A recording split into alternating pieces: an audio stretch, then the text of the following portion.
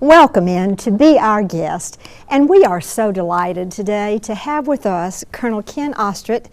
And Ken, you are the commander of the 908th Reserve at Maxwell. Correct. And it's what we just are going to have so much fun, because what I want to talk about is so many of people hear about the reserves, and it seems like you're always there when something happens and we need you. So that's when we pull in our reserves, but they're busy all the time. And I think that what we're doing today, we like to entertain and to inform. And I want you to talk about some of the things that are the mission of the 908th. Okay. Well, thank you very much for having me here. This is really exciting, and I'm really happy I get to be here and talk with you. So the 908th Airlift Wing, like you say, is a reserve airlift wing of the United States Air Force.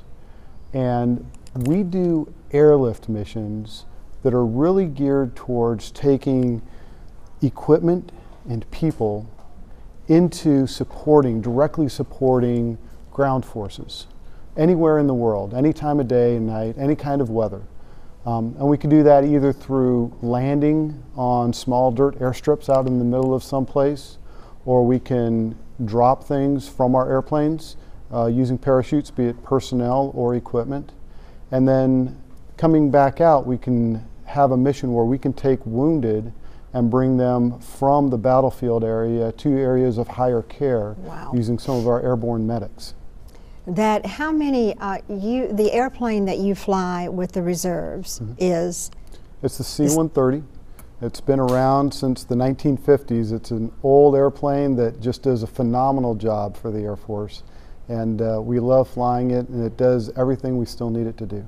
So that's amazing. That's kind of a case where they got it right the first time. Yeah. And it has stayed right, and I assume that they just do some updating from time to time? Right. We're always trying to keep the airplanes viable to how the world is changing around us.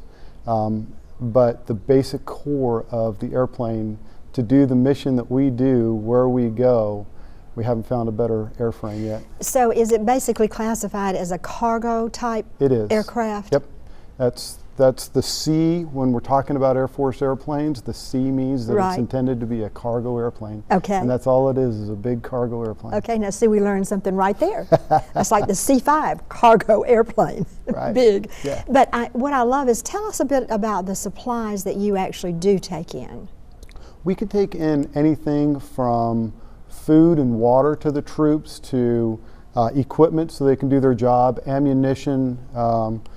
We can bring in vehicles, we can bring in engineering equipment, anything that they need that will fit into our airplane, we can bring to them. And we can do it to Army units. We do a lot of humanitarian relief as well, where we'll take food and hygienic supplies and things like that into a disaster area, so that the people that are in need there have those things to help them get through their crisis.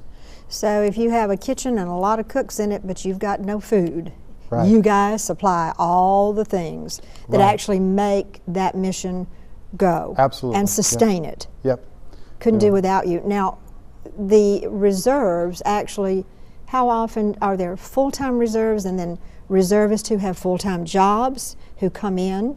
Sure. The nature of a reserve organization is that most of the people actually do have a job on the outside, and they're architects, and they're airline pilots, and they're police officers.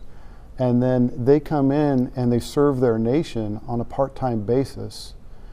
There's a small cadre of people that are full-time to help keep the mission moving and keep the equipment flowing.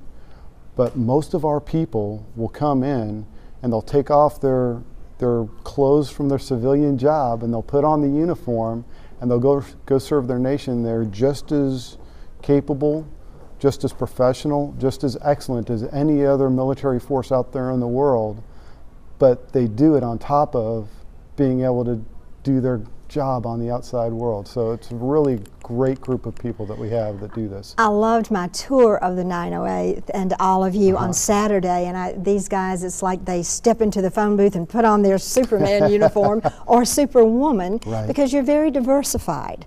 You have an interesting group of people from all kinds of professions, male, female. It's diversification is very essential, wouldn't you say?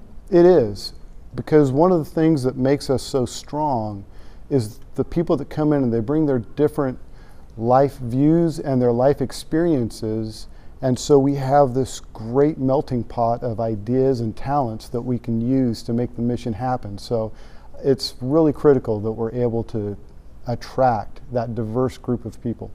Well, we had a couple of slides that we'll show you, and for fun, when they talk about being diversified and fair across the board, we have to show you a couple of the C-130s. One, a Roll Tide, one, a War Eagle. So not only is this serious business in protecting and sustaining what we need in our country, but you know, you guys, I can tell, are really a band of brothers and sisters, and you really are united. And thank you, because I think the leadership starts at the top, and it's been a pleasure to have you. We're going to have you back next week, and we're going to talk to you about the possibilities of going into the reserves and what those good things are. And thanks so much for being with us, and we'll be right back.